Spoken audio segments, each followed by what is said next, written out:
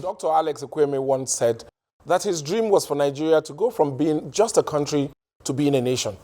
Well, the man who had that dream passed on a couple of months ago and has been buried in Anambra State. Dr. Alex Ekwueme was an exceptional and rare Nigerian, a distinguished politician. In fact, his biography is a pointer to how low politics in Nigeria has fallen.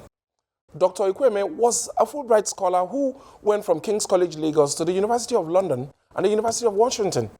Meanwhile, today's politicians are busy arguing about who went to school, who forged certificates, and who failed exams.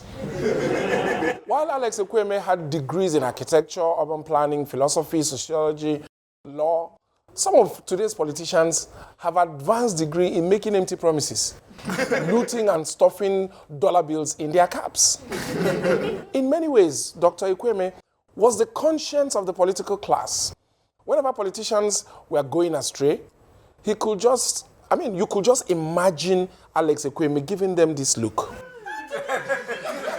Yes, stubborn children know that this is the look you get before your father says, "Go and bring my koboko." Dr. Ekwueme was a patriot of the highest caliber. Perhaps that is why just 9 years after the devastating Nigerian civil war, he joined President Shehu Shagari, a Northerner, on the presidential ticket of the NPN, that was in 1979, and was elected the vice president of the country.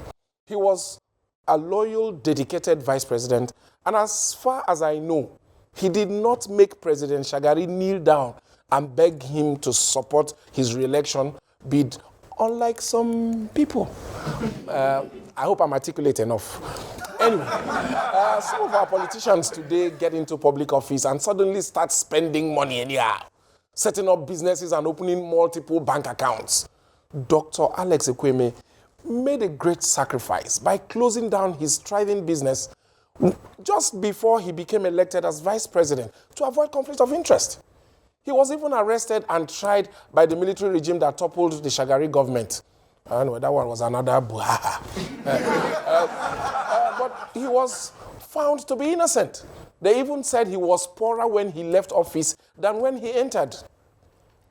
I can hear politicians of today screaming, who does that? Just in case you think Dr. Ekwueme was a big softie, no. You should know that he was one of the brains behind the G34 group of eminent Nigerians which opposed the late Abacha. Dr. Ekwueme did not just have brains and a heart, the guy also had liver. He was a pragmatic politician who said that instead of fighting and tearing our shirt every time, Nigerians should share power based on the 6 geopolitical zones so that it will reach everybody. He was a visionary who suggested the whistleblowing policy as far back as 1991. Imagine if we had listened to him and had started blowing that whistle since that time. All this thievery that politicians have been doing, we know for here.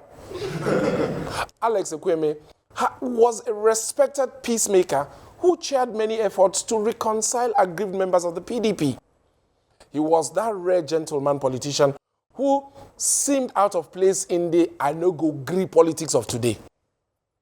He was a red cap chief in Igbo land, a founder of Ohaneze Ndigbo, but most importantly, he was a Nigerian statesman of the highest integrity.